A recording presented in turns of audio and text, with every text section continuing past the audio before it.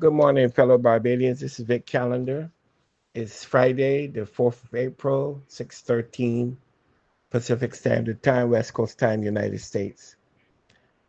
The subject of what I'm going to talk about this morning is no change for the sake of change.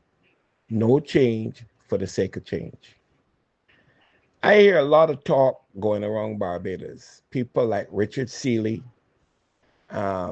a lot of background noise, Marcia Weeks, um, and others who express their free right, which is freedom permits that you, especially in a democracy like Barbados, that you have the right to criticize. You have the right to assemble peacefully and those kinds of things. But I want to address people like Richard Seeley, who for 10 years sat as a minister in the Democratic Labour Party government of Frondell Stewart as a minister of tourism. And I want to ask Mr. Seeley this, and I hope that he does not have a mind space that is forgetful. What piece of signature legislation referencing tourism or anything did he initiate in 10 years in the House of Assembly of Barbados?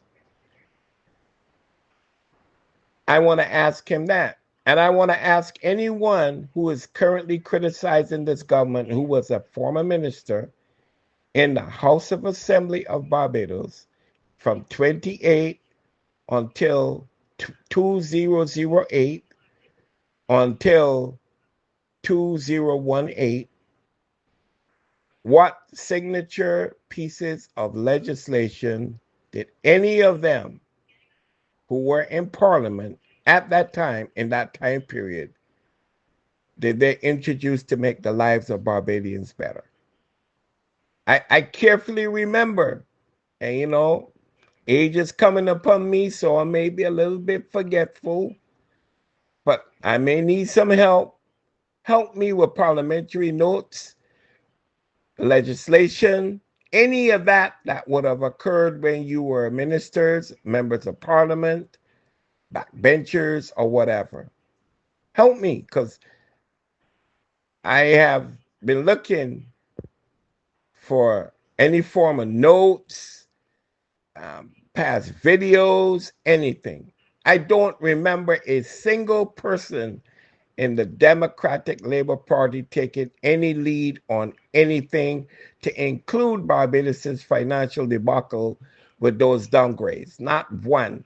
Everybody ran for the hills. You would have thought that maybe a tsunami was upon Barbados.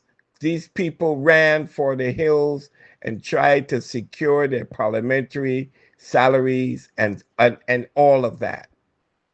So it's funny now how people are forgetful. They come out there and they want to lay open the Barbados Labour Party and Mia Motley. They want to say how terrible things are.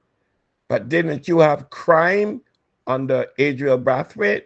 And before Adriel Brathwaite, Frondell Stewart was the Attorney General of Barbados for 2 years. Lest we forget, didn't we have crime there too? Didn't we have problems with education? Didn't we have, lest we forget, did we have these kinds of problems? I don't mind people criticizing, but be constructive in your criticism. And if you're going to criticize, please, please find a way to solutions. Don't criticize for the sake of criticizing. At least offer solutions to help. Mia Motley is accessible to people. Once she's on the island of Barbados, Santia Bradshaw, Kerry Simmons, Dale Marshall, all accessible. William Duguid, Kirk Humphrey, just to name a few. Wilfred Abrams. Why don't you people walk across the aisle or call their offices up and make an appointment if you care so damn much about Barbados and offer advice to help. No, but you want to put a stranglehold around the necks of people serving in Parliament, more especially the cabinet of Barbados. You want to put a stranglehold around them because you're power-hungry people, only concerned with your own welfare and being reinstated back to power rather than the interests of the people of Barbados. It's not fooling me, and it shouldn't fool most right-thinking, bright-eyed, bushy-tailed Barbadians at all. Wake up and see what's right in front of you, my fellow Barbadians. Don't be fooled with this attempt at Houdiniism. Don't be fooled by these people. They have no solutions, no plans to bring Barbados forward. If they would have had plans, they would have instituted them 10 years ago. Help me spread the word about Naked Departure via social media. Subscribe and share to show support and love for our channels.